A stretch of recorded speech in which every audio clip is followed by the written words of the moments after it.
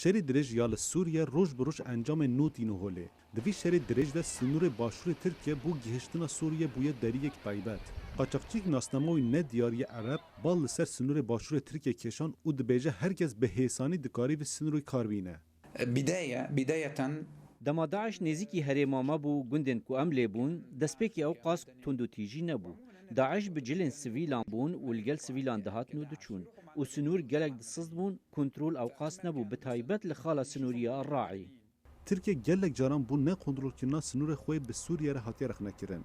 گوره تقبین سیاه حتی داویا 2014 داعش دنابرا 20,000 و 1,500 شروان بیانی هی.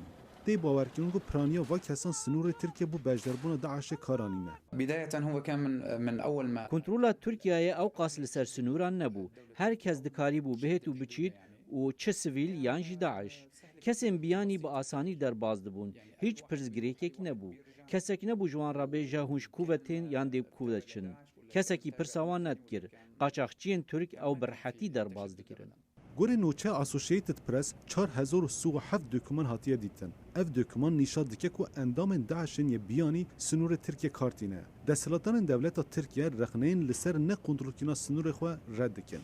آرا ماجار دنگ امریکا.